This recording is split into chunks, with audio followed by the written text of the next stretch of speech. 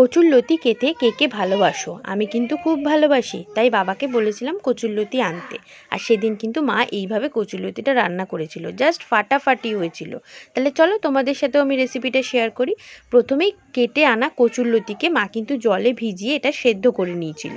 এখন আর কচুরলতি কেউ কাটতে পারে না, কারণ টাইমের খুব অভাব থাকে, সকালে ছেলের স্কুল থাকে, বোনের অফিস থাকে, কাটা যায় না। তো সেদ্ধ করে লতিটাকে মা কিন্তু জল ঝরতে দিয়ে দিয়েছিল।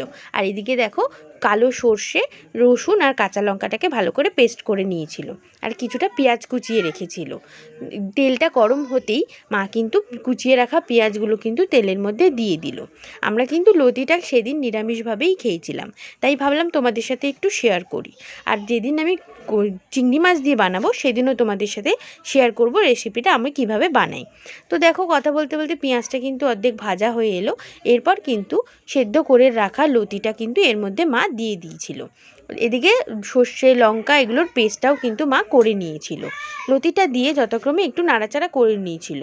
কচুর লতি, কচুর শাকে এগুলোতে একটু তেলটা বেশি না দিলে ভালো লাগে না।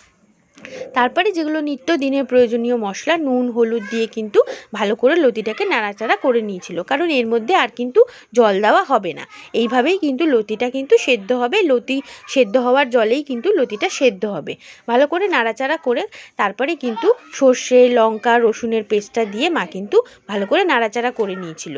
এই রান্নাটা কিন্তু পুরোটাই তোমার কম ফ্লেমে হবে, কারণ আস্তে আস্তে লতিটা কিন্তু সেদ্ধ হবে, এর মধ্যে কোনো জল অ্যাড করা হবে না। তো তোমাদের রেসিপিটা আজকের কেমন লাগলো আমাকে জানিও।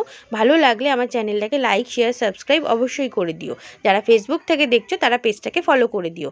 আজকের জন্য আসি, দেখা হবে পরের ভিডিওতে। টাটা।